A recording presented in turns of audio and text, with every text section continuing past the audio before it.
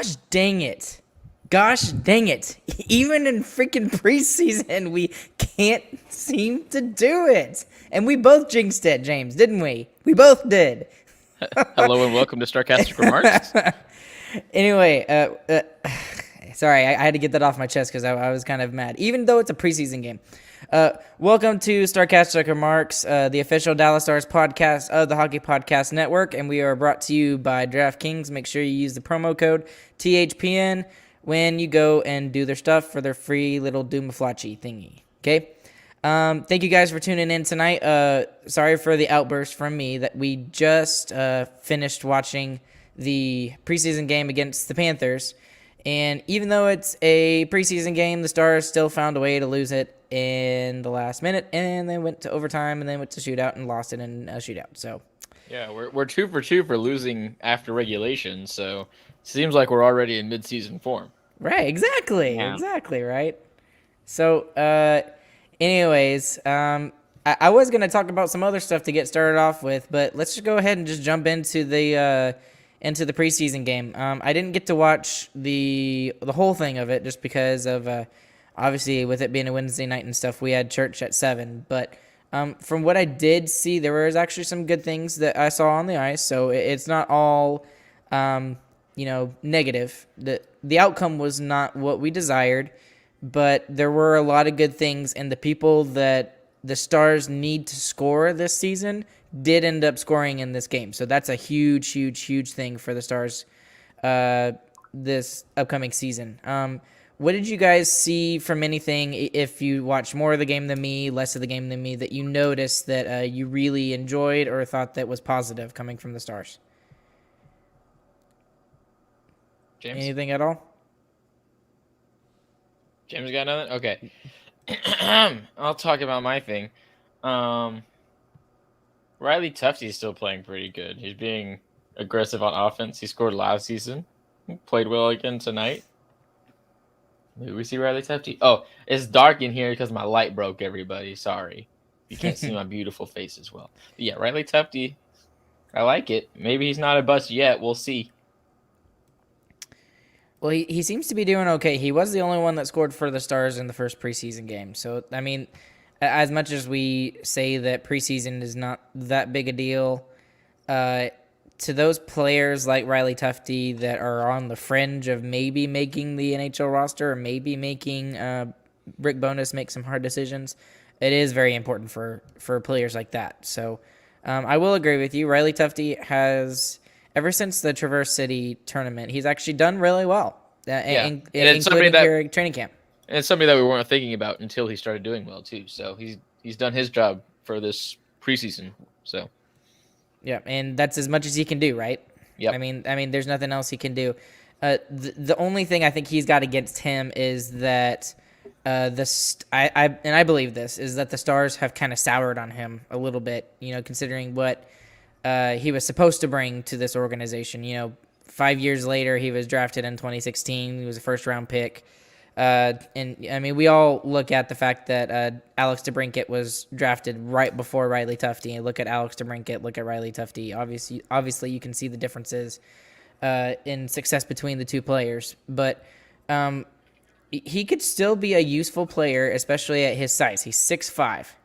So, I mean, you can always use size in the NHL. So maybe he can find some way to use that to his benefit. And we kind of talked about it a little bit. You know, maybe he can kind of develop into a bottom six player, kind of like Radek Faksa. Radek Faksa was a first-round pick. And even though Radek Faksa didn't end up the way the Stars expected him to, he's still a vital part of this team, especially on the defensive side of the puck and with faceoffs. So maybe Riley Tufte can find a way to carve himself a role, maybe on the fourth line. Don't know, maybe. So Yep. I was about to say that exact same thing about similar to the Foxa situation, so you stole the words right out of my mouth. So good job. Keep going. right. So okay, so let's talk about some of the goal scorers for the Stars tonight. So we did They'll see. shock you. Yeah, I know. Yeah, it'll really shock you. So the people that we need to score this season did score for the Stars tonight, which that is a huge upside. And you don't want to look at it, you know, too positively because it is just a preseason game, but still the people that scored for the Stars, Robo, exactly what we need him to do, just continue with the season he had last year. Radulov, and then Jamie Benn.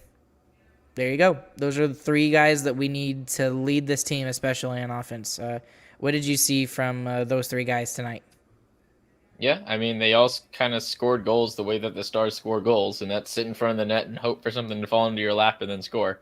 So, I did want to talk about one of the things we were talking about off air a little while ago was the I don't know. It was the way that Ottinger played, and we mentioned this that of the 4 goals that he gave up, including the shootout goal, 3 of them seemed to kind of trickle in and seemed to be kind of weak. Is it too early to be looking into those sort of things and you freak out, or do you just kind of blow this off and say he'll just be better next time? yeah, I don't think they were super weak, but I think they were very savable, especially since he was already on them too, and he got huge pieces of them. But yeah, that's just you just started playing again recently kind of deal, in my opinion. Like, he just got to squeeze it tighter. Like, that's what she said. But he's gonna take care of that, so no problem. So the only thing about golly, Chris. I really thought we left.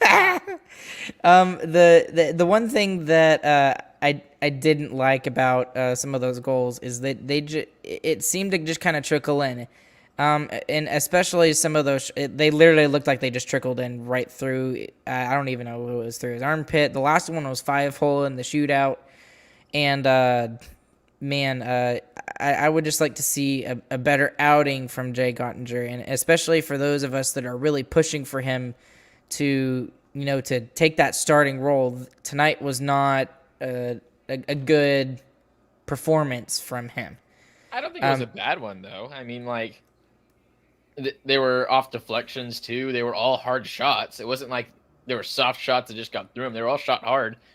And, I mean, if he just makes that simple adjustment, like, he can win the game single-handedly almost. So I don't think it's a huge deal, and I think his positioning and the other saves that he made throughout the game were really fantastic. So even especially late in the third period, there was that odd man rush going our way, and he made a great save on that one. And of course, they come back in the last minute and score off of a garbage goal, but still, he made a lot of good saves. And if that's the only issue he's going to have, then I'll take that any day of the week. I won't take it any day of the week. Well, it's very fixable. Is why like if it was just like his positioning was just terrible and he couldn't make a glove save at all, I would agree with you. But it's not like his glove hand is slow or anything like that. It's just he's just not squeezing it tight enough, and that's something he can totally do. That's not a hard fix. It's just and okay, I can agree with you on that. It's just giving up 4 goals a night is not a way to win a hockey game. That's not going to happen. He gave up 3 and then a shootout goal. That doesn't count. I'll say he gave up 3, but still, if it was a glove hand thing, like if his glove hand is slow, that's not an easy fix. Like, that's multiple years of training and stuff like that. But that wasn't the issue. His blocker, his glove was great. His 5-hole wasn't super open. His positioning was super good all the time. And he was in the position to make all of these saves, all 3 of the saves that were real. He was in position to make all of them. It just got through somehow. So I'm not super discouraged by it. I'm not thinking too much into it either. I mean, and again, maybe I was just a little bit more emotionally attached to this game just because of the way we lost.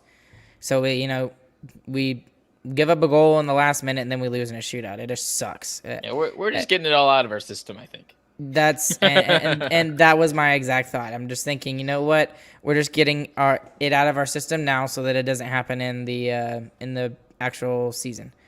And my only other issue with this is the type of rosters that were put out tonight. So obviously this is preseason. There's still lots of players at training camp. The Stars still haven't made any kind of cuts yet. And obviously, some of the players on this roster that played tonight are not going to be on the Stars for the opening night roster. Like, for example, Wyatt Johnson was playing tonight. He's not going to play in the NHL this season. I don't see that happening. And same thing with Tufty. I don't see it happening for Riley Tufty. I don't see him making the roster. If he keeps pushing, maybe he will. Maybe. That's But that's a tough call. Right. That is a very tough stretch. And then obviously like Ryan Shea and Petrovic. Those are in Harley as well. So 3 of the 6 defensemen that played tonight I don't think will play. But generally the Stars lineup was a veteran-heavy lineup. I mean, you got Sagan, you got Radulov, you got Ben, you got Gurianov, and including Pavelski, and then you've got the guys who you expect to make the roster that are not necessarily the older guys. You got Robertson, you got Delandry, you got Kiviranta, right? Yeah, but our issue this game wasn't scoring. We scored 3 goals. It was defense, and like not having half of our defensive core. Yeah, that kind of makes sense. Like, and we had Klingberg and Sutter, yeah, but then we have Sekera. He's number 6, maybe number 5. But I argue he's number 6 just because I don't like him. But right, but still, I don't think it was defense. I think it was goaltending, and I think that's what hurt us tonight. And I know and I'm not trying to be a stickler or anything, but that's literally what happened tonight. The 2 of the 3 goals that Ottinger let in were kind of weaker goals, in my opinion. The power play goal was not. That was Ross Priest's pass, and he just made a good slide and was in a good spot. Like, yeah, he should have saved it, but like. A bad goalie's not going to be in that spot to make the save. Okay, I will give you that one, but we're also not talking about a bad goalie anymore. Like, I think like Ryan's coming from the perspective that this is going to be our starter. He needs to be better than this. Right, I mean, and yeah, if we were starting the season and this was the first game, of course I would agree with you, but it's preseason. Right, and that's what mostly why I'm trying to be hard on him because for a lot of Stars fans, maybe not necessarily for management in the Stars, but for a lot of Stars fans, we want to see him be the starter. And we need something like a Ben Bishop where he just makes that save, or Hudobin in the 2020 playoff run. We need that save at the right time, and we didn't really get that tonight. So he made lots of good saves, especially in the overtime. There were several saves that I was like, oh, okay, that's actually pretty good. But I just didn't see it from Otter tonight. Speaking of Ben Bishop, you want to go ahead and get into that? We'll go ahead and get into that. Okay, go ahead. A couple articles from multiple sources, pretty much the day after we did our last podcast. Right, which made us look stupid. Yeah. Pretty much. Honestly. Well, we are stupid anyways, but yeah. But saying that Bishop really thinks he's going to start the season, and he wants to play a preseason game. So, okay, why did we right? Why did we go buy another goalie?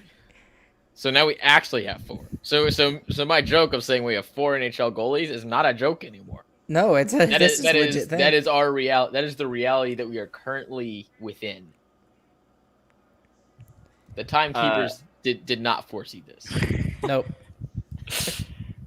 From what I got from the article was that so it sounded like Bishop was ready to play and start the season, but it felt like management did not feel the same way about it. Like it very much felt like they were ready to give him a whole nother season to get healthy, and Bishop wants to play now. So maybe there's some conflicting like ideas of what's going to happen there, but he doesn't have that many seasons left, just especially since he's a porcelain doll. So right, and Chris, you read my mind 100% because I'm thinking, how many seasons does he got left? He's didn't have many left 3? to begin with. 4? I don't even think 3. He may be done, but then this is just pure speculation on my point. I don't agree with the logic that you put out there, James, about the article and everything, because what it seems like is that management is waiting for Bishop to let them know that he's ready to go. So I don't think there's any timetable. And I've looked at the exact opposite, and I've seen articles that have talked about the fact that they're just waiting for Bishop to tell them when he's healthy, and then they'll throw him on the ice and see how he does. So I mean, it's not like this guy is like 22, like Jake Ottinger. I mean, he knows his body and he knows his limits, and he's older. So I really think that's what it's gonna be. Speculation for me, I don't think he starts a preseason game. I don't. I would expect him maybe to get in. It's hard to say. I'll say late November, early December is when we first see him, somewhere around there. Again, that's a feeling. There's no, there's no facts behind this. There's no logic. This is just pure speculation on my point and how I feel this is going to turn out. Well, if you're talking out of your butt, then I'm gonna too. I think Hey, Hudobin talking out of our butts is fun. I think Hudobin and Bishop are gonna be the duo for the next preseason game. Really? Okay. Boom. Well, now what he did say recently, Bonus said, is that they are not going to split games anymore. Which So, I love this. I hate bonus, but I think this is a great idea. I agree too. So whoever is in net will get a full game. Whatever our next game is. I don't even know when it is. But hopefully we will see Bishop. I hope I'm wrong. I really, really hope I'm wrong, because if Bishop is healthy and he's able to play, that makes the Stars just a way more formidable team in the NHL, and that really pushes us to not just a playoff spot, but maybe contending for the Cup. Because right now, a lot of people and a lot of media members are saying that the Stars are not contending for the Cup whatsoever. They're just they're a playoff team. That's what they say. If he plays like Vesna Bishop, then we're no doubt a contender at that point. Right. Agreed. So, anyways, let's get into some of the other things that we wanted to talk about. It's nice to actually get to talk about a game, right? It feels like it's been so long. Nice. So nice. I'm so looking forward to the PGRs. And I was like, oh, this is gonna be lame. Like, it's just a preseason game. But no, it's still hockey. I thought it was gonna be like an all-star game, but it was good. I was so happy. Yeah, there was still some hitting. There was still some good stuff going on, so it made me really excited. So Better than all-star hockey. yeah, and we actually got to watch it, right? The first game wasn't even on on locally. Speaking so. of, how often, like, have we ever had a preseason game on Fox Sports Southwest slash Bally Sports? Yes, normally they do at least one, but it's always on. They always do it like on the plus side, or the plus channel or whatever, not the actual channel, but the plus channel. Yeah. So, okay. So James is telling us that the next game is Friday at Florida, so that'd be interesting. Hopefully we can get a chance to watch that game as well, but we'll see. Speaking of, let's dive into this. Because did you guys like the new crew, Michelle and Laura? Do you guys get a chance to watch them at all? I just saw the rink side chick. Michelle? Yeah, she was all right. I mean, it's nice to have someone actually at the rink side. Right. Yeah, exactly. And I do appreciate that Bally Sports Southwest kind of invested in that, or I don't know if it's them or if it's the Stars, whoever invested in it. I do appreciate that, because that kind of lets us get some news on the side out there that can keep us informed. Yeah, I didn't hear any of Brian Ray's analysis, though. That's what I'm excited for. Yeah, I know. I didn't see how much hockey does he actually know. Oh, he knows a lot. I listened to some of his on his website or whatever. He's got like his little, it's like a professional website. It's basically like a resume. Yeah. He knows his stuff. He does. And so, yes, I agree with you. I'm very excited to hear that. But unfortunately, we won't hear that for another 2 weeks. I think that's the only game that's being broadcast on Bally Sports Southwest. So we'll see how that goes. But anyways, let's get into some of the stuff we wanted to talk about, just because I mean, there's not a ton to talk about, and I mean, we could have talked about a lot, but I kind of narrowed it down to just a couple. So let's do obviously the big story from this past week, and it kind of evolved this entire week. And it's unfortunate that stuff like this happens, because it's terrible. But there is a UHL player who unfortunately,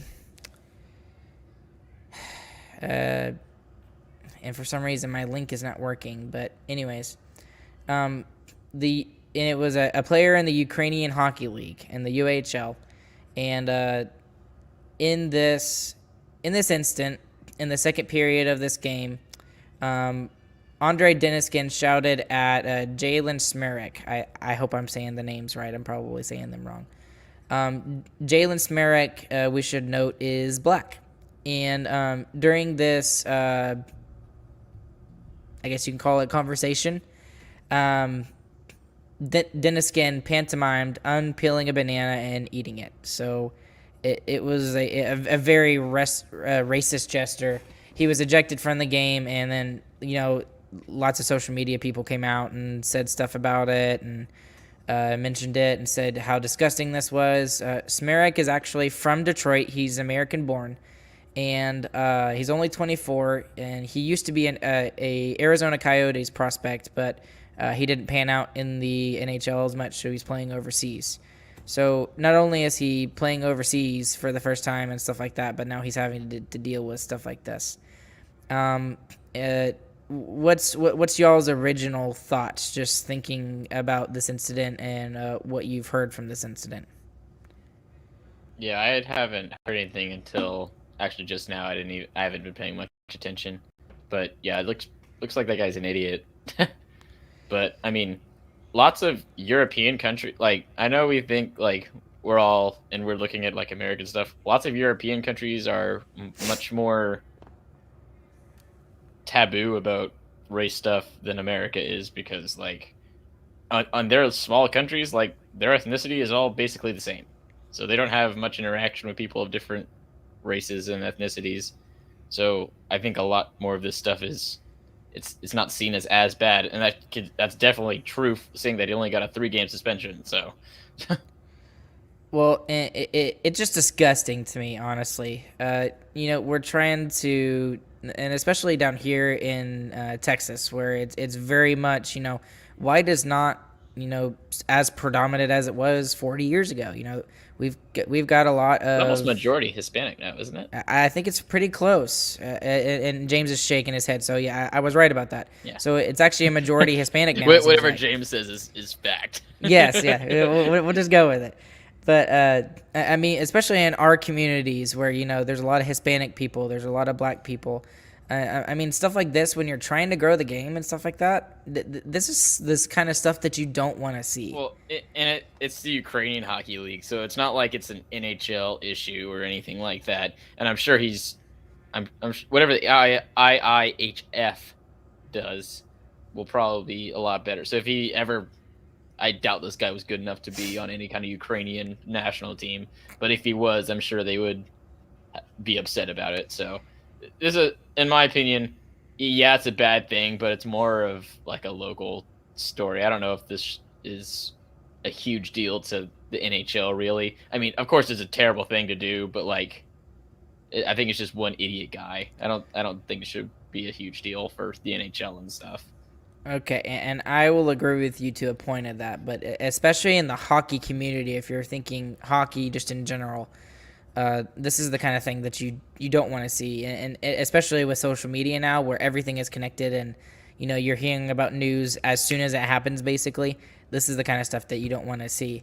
Well, to you already kind of said it, Chris, but to further the story, the UHL came out a couple days ago, and they handed down a 3-game suspension, but kind of it's almost like a 13-game suspension.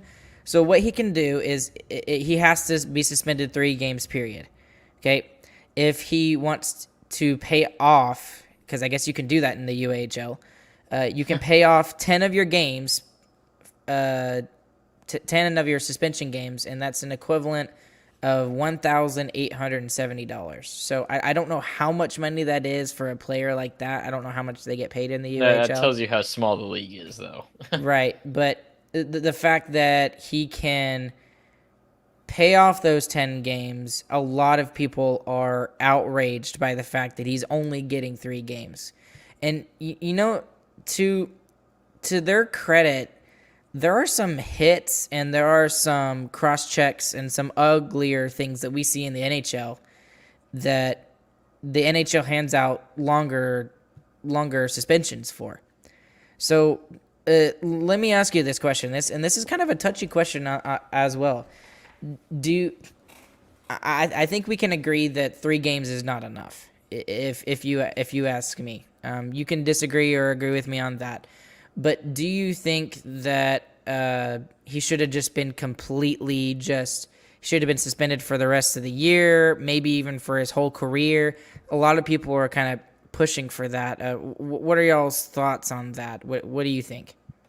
I mean, I don't think he should have for that long, but like obviously for longer than what he got. But I mean, it's a small league with a player who's never gonna amount to anything in actual hockey, so it's honestly not I don't think it's as big a deal as people are making it out to be.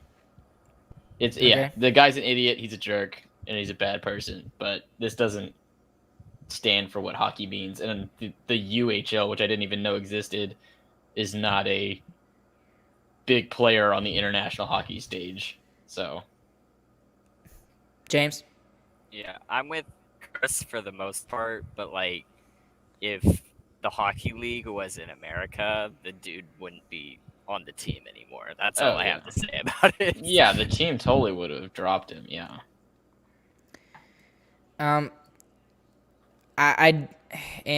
This is going to be controversial. People are going to jump on me for this if they hear my comments on this. But do I think he should be suspended and never get to play for the rest of his life? No. People make mistakes. Yes, it was a very stupid mistake and it was a very racist mistake. But I don't believe he shouldn't never get to play hockey ever again. Do I think 3 games is enough? No, absolutely not. And I don't know how long the season is there in the UHL. It would help if I knew more about the UHL than I do. But I mean, if you ask me, that needs to be like a 15 game suspension, and not being able to pay it off kind of thing.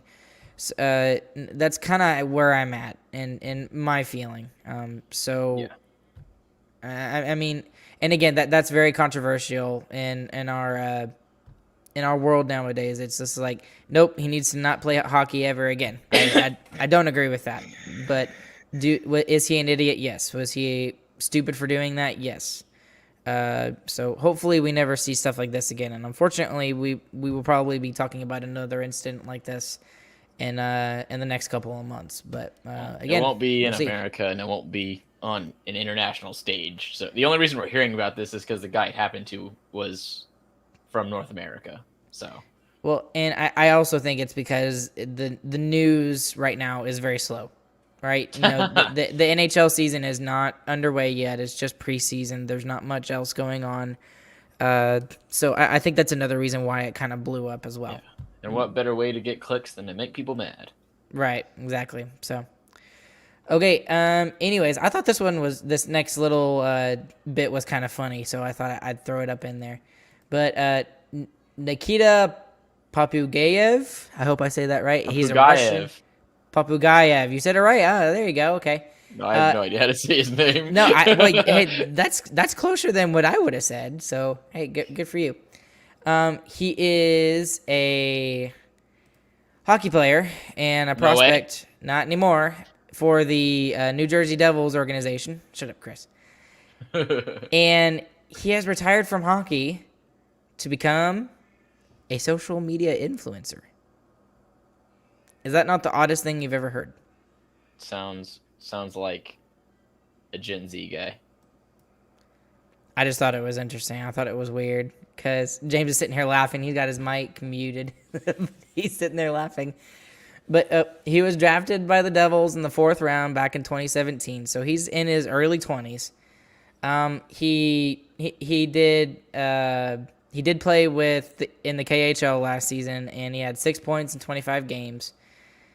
And he did this one video with one of his buddies, and it was a prank video, and Apparently this guy's got over 315,000 subscribers on YouTube, and he was kind of like, "Yeah, you know what? I'm gonna do that too."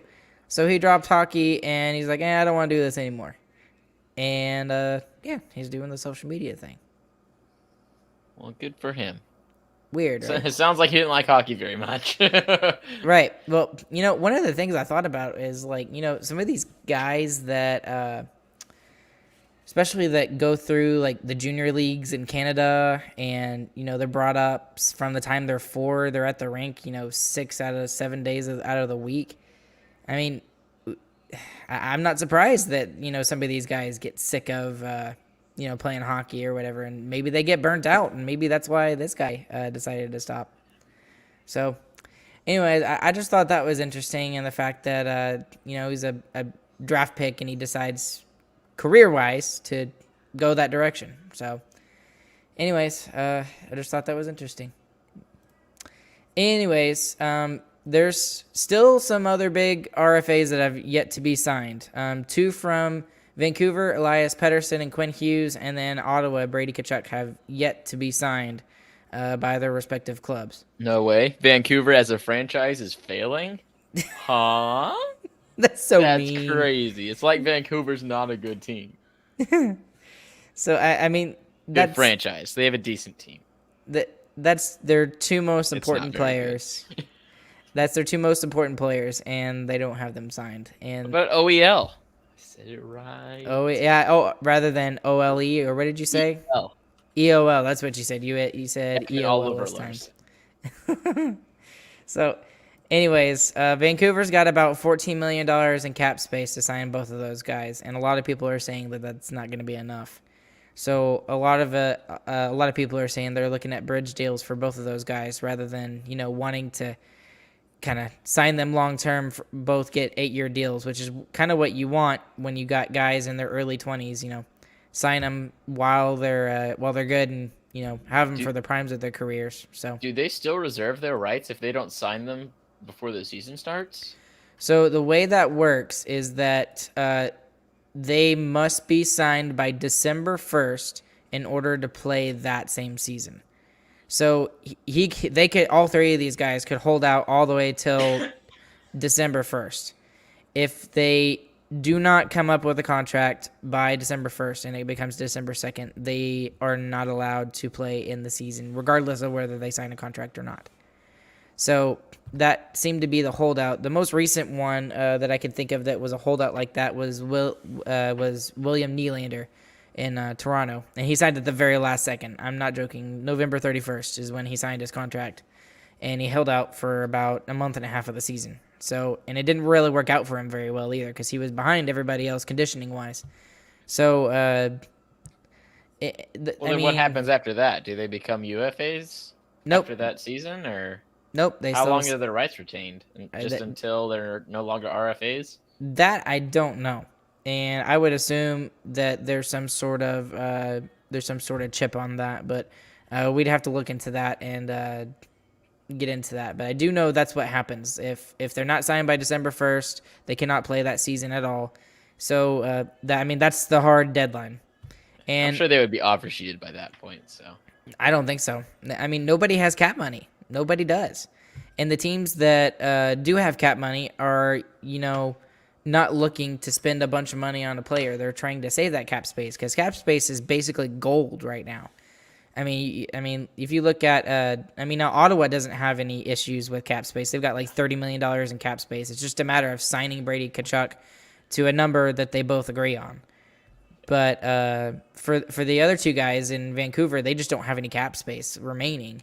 So we'll have to see how that turns out. And I would like to say that they would be signed before the start of the season, which for most of those guys will be October 13th. But you never know. So you never know. You never know. You never know. You never know. I can't even say that 5 times fast again if I wanted to. Anyways, speaking of signings, the Dallas Stars have signed their 2 most recent draft picks to their ELCs. ELCs stands for entry-level contracts. So that being Wyatt Johnston, the first-round pick of this year's draft, and Logan Stankoven. I cannot wait until he makes the NHL. I'm so ready. That's one of the greatest names in the NHL right now.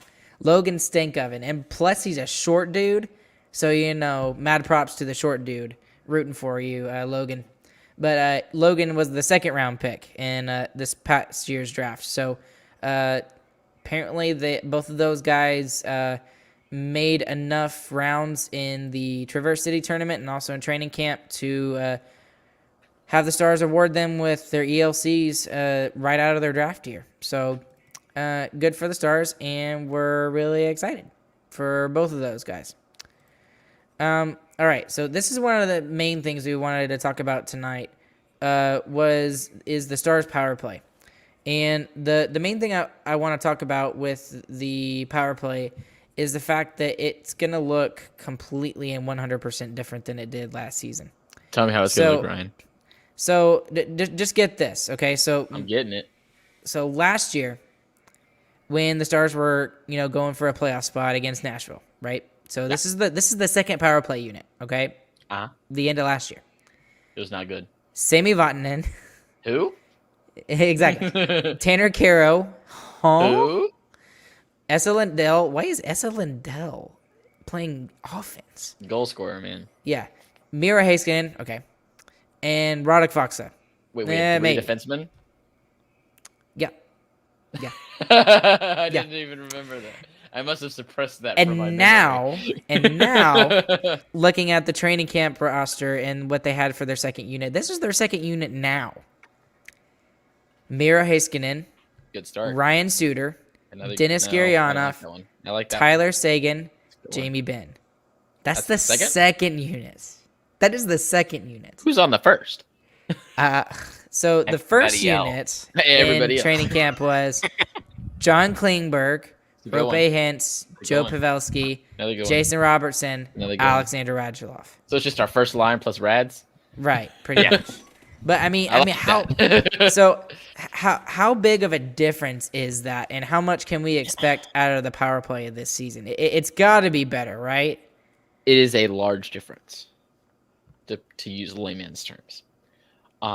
Yeah, we should be, honestly, with those players that we have, we should be in the top 10 in power plays. Like those are two top 10 lines, so that's where we should be. Probably won't though, because we are historically terrible at power plays. But I mean, and we said the same thing whenever we got Spezza and Hemsky too. We were like, man, we're gonna have the best power play in the league. We got two of the best lines, and no, it was terrible. So yeah, we're probably gonna be bad, but we should be good, and we're probably gonna complain about it the whole year. So that's something for y'all to look forward to. Yeah, we always complain about everything, right, Chris? That is all we do. Well, I'm gonna complain about goaltending like out the wazoo this year if it's not good. You already have. So yeah, I know, right? And that was just a preseason game, and I wasn't even like you weren't even that mad. Pent up on it. Yeah, right. I wasn't even mad about it. So, anyways, just looking at the power plays and looking at the talent that the Stars have on both of these units, it just seems to make sense that the power play is going to be better and that they're going to be able to score goals and all that sort of stuff. But I don't like the sitter on the second line though. I mean, I could do for somebody else on there, but it's not my choice, man. Okay, so if you were the power play coach, who would you put instead of Suter?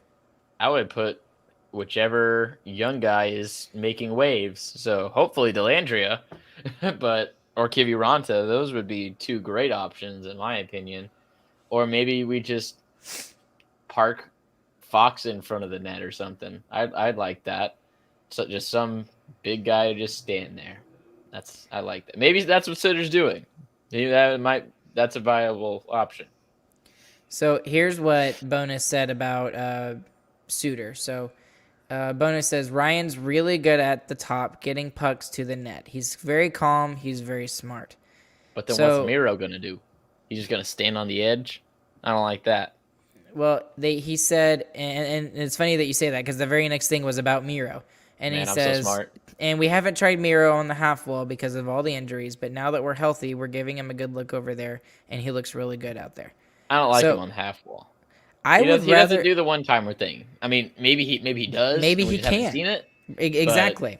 And I mean, if he has a shot like Gurianov, I mean, like we No all one has a talk shot about like Gurianov.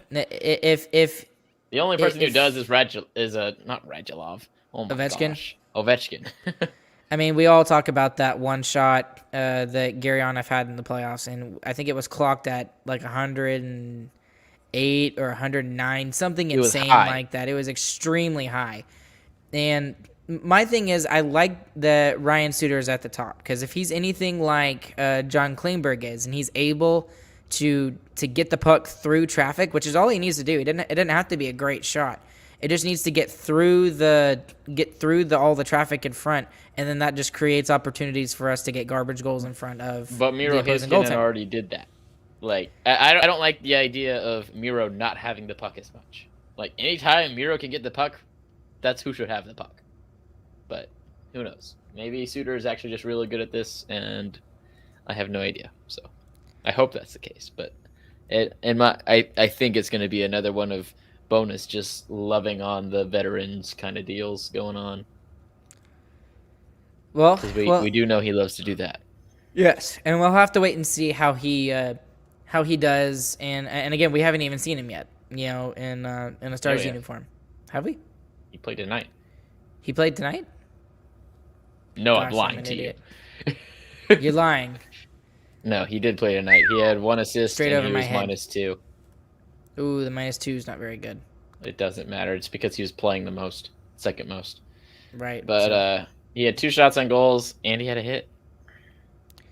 well, Played 25 minutes. right. So 26.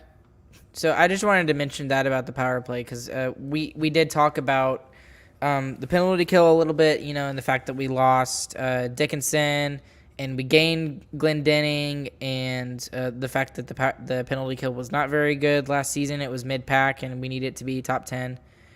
But, you know, I just thought it was just something worth looking at as well. So, anyways, moving on to the next thing.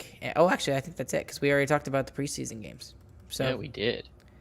you know, we actually didn't talk about a Who Cares segment. Oh, What do we want to do didn't. for Who Cares? James, what are we doing for Who Cares? Trees. What's your favorite kind of tree? Okay, we'll go All with right. the whole tree Hey, thing. Okay. All right. Now I'm gonna have to do a top 5 for this because I know a lot about trees. You're doing top 5 trees. I don't know if All I right. even have a top 1. Number 5 is the Minecraft birch tree. You know, pretty good. It's very unique. I mean, the white bark with the little speckles, very unique. I like that. Wait, no, stop. Before we get into the Who Cares segment, one more thing I want to talk about, but I forgot to mention. So the defensive pairs, because this also came out pretty much as soon as we finished the last podcast. This is so random. You I'm just super totally went scatterbrained from right now, bro. All right, but stars, trees, back to stars.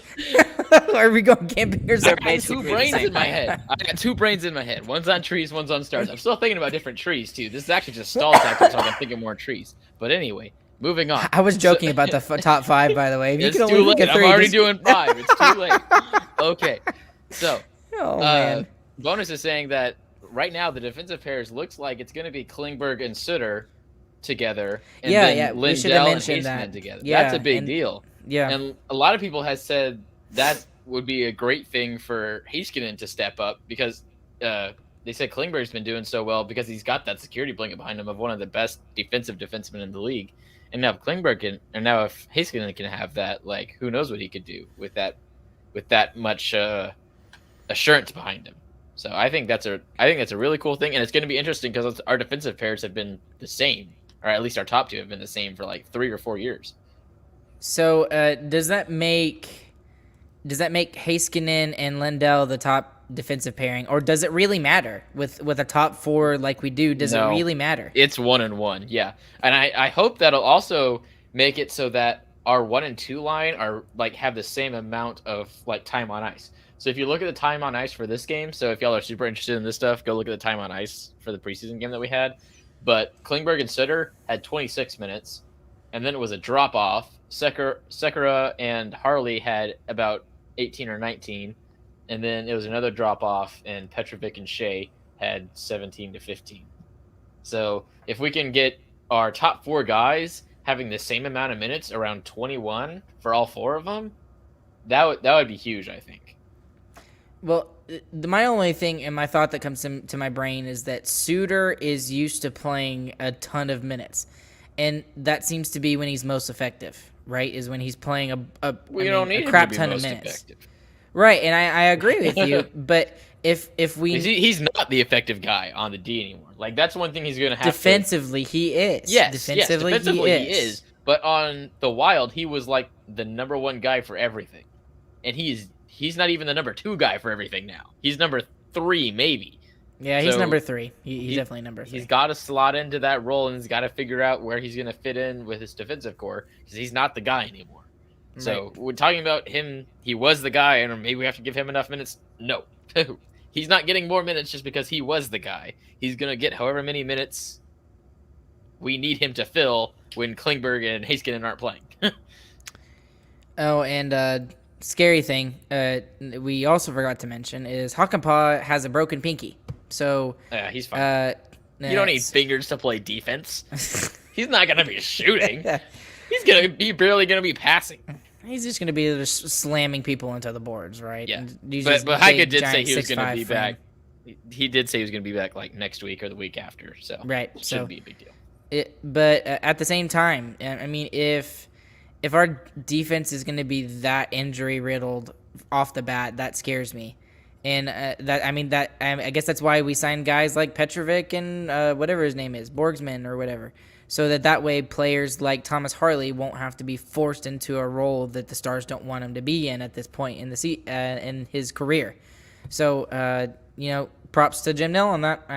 That's one thing I have agreed with him on. Not so much the goaltending stuff, but we won't get into that. Back to trees. The number 4 tree is any tree that is in any kind of video game that is like a first person or like a car driving, that has any kind of car driving, because those trees are indestructible. You can try and run over those trees with a tank. They do nothing. They just stay there like that reminds me of the sapling. No, you're not moving. That reminds me of the train in GTA. That train, it just runs over everything. It doesn't matter what's in its way. If there was a tree on the train tracks, that train would be stopped in its tracks. All right, those Chris. trees are a fire. All right, number Chris, 3 tree. I can't believe you actually thought of 5 number trees 3 in tree. the time we were doing I told you. That's good. That's good. That's number real 3 good. Tree is a willow tree. I just think they're nice. Number 4 or number 2 tree. That's it. He just thinks they're nice. Number 2 tree would be the trees from the Space Moon of Endor. Those trees are nice. Talk about some trees. Those are some nice trees. Oh, what are we talking about? Oh my gosh. What's number 1? Tell me they're not nice trees. There's real trees that exist that are better. Well, I could have just said redwoods, but that's lame. How is that lame? Ewoks. That's all I have to say. Okay. All right, moving on. The number 1 tree is the crepe myrtle because it flowers and looks pretty and stuff. That's not a. Ugh. That counts as a tree. It's tall. Not it grows a tree. The bush. It's a bush. Whatever. Mimi's that's a tall freaking bush. Mimi will probably listen to this later and be like, actually, no, it's not a tree or it's not a bush either. But she would still agree with me somehow. No, she would agree with you that they're pretty. I agree with you that they're pretty, but she would say something like it's That's why I'm Mimi's favorite. No, I'm Mimi's favorite, and we all know I'm Mimi's favorite because I was first. So I would just like to point out I was first. So that's ageist. It is ageist, but I'm allowed to be ageist because I'm Ryan. Top 5 trees, go. No, let me do mine real quick. It'll be good. Okay. It's like okay. So I have one favorite tree. And it is the tree that I'm currently under because it's about to rain outside. And it's a great keeping tree. keeping I don't even them know what type dry. of tree it is, but it's a good tree. It's Looks a like good a tree. chinkapin. I don't know what a chinkapin is. Please don't comment about chinkapin. Oh man. All right. I guess I got to do my top 5. Do I have to do 5? Yes. I have to do 5. Number 5 now. Crap. Go. Do it Number now. 5. Ryan, say what number 5 is. Number 5. I'll go with you. I actually thought about the Ewok trees first off, and that was gonna be my number 5. Bro, that's the only one you grilled me on. I know. But Number 4. but number 4, the redwoods. I love Those the are redwood that's the trees. same thing. They are amazingly huge. Wait, that's illegal. It's not illegal. I can do Those what I are the want. same trees. All right, number 3. Number 3, the trees in Skyrim. I love looking at the trees in Skyrim. They're so There's so many crazy. different trees in Skyrim. You're insane. It's better. It's better than the trees in Oblivion. Don't get me wrong, right? Ooh. I think that's an honorable mention for me. Oblivion trees. All right, Really? Even above Skyrim? number 2. Number 2. Oh gosh, I gotta go with oak trees. I like the way oak trees look. That is the most white person thing you could have said. And then no, here's the whitest thing I could have possibly said. Number 1, a Christmas tree. Evergreens, baby. That's the whitest thing you could possibly say. Those Those make me sick. Those make me sick. Yeah, they give me the snaffles. All right, now what do you like, the fake ones or the real ones? I like the fake ones because the fake ones don't give me the snaffles. The snaffles. Is that even a word? I Yes. invented it, He so it invented is. You always make up words on this podcast, Chris. I always make up words in life. There's Okay, not enough words for Okay, James, you're the unbiased person in this podcast, so tell me who's right, me or Chris? Who had a better top 5? Choose very carefully. I don't know. Chris said a lot of video game things. I like I said that. a video game I also too. thought of my He tree said thing while I was talking. Oh my goodness, that is so stupid. Screw both of y'all. 1 point, Chris. I guess we're gonna start keeping track on the Who Cares segment of should. who's Yes, better. we should. That's a Oh good my Okay, idea. God. well, we'll let just James be that's the what it's gonna unbiased. be. You and me do the thing, and then James answers. This is a great segment now. It went from Okay, terrible all right. to great. Yeah. All right, I'm making It the wa- scoreboard right now. You putting it in the Google Yeah, Drive. and then you have to read out the scoreboard after each time. Oh gosh. The I'm scoreboard. genius. All Well, right, well, we, now should have you- we should make fantasy. Who cares? A fantasy. Okay. Place your bets. Oh gosh. Oh man. Okay, it's getting late, and Chris is officially keeping score for Who Cares in our Google Drive. All right. Good night, guys. Along with Chris and James, I'm Ryan. Thank you guys for tuning in to Sarcastic Remarks tonight. We will be back with you guys again next week, and then the week after that, the season starts. And then we're gonna come with you. And there you're gonna see us like 3 to 3 or 4 4 times times a a week. week. Yeah, That's I'm a lot of excited for time. that. So, anyways, guys, thank you once again for listening. Make sure you use that promo code THPN for DraftKings, and you go get those free stuff anytime and every time you go to their app. Thank you guys once again, and we'll catch you guys on the flip side. Have a good evening. Theme song.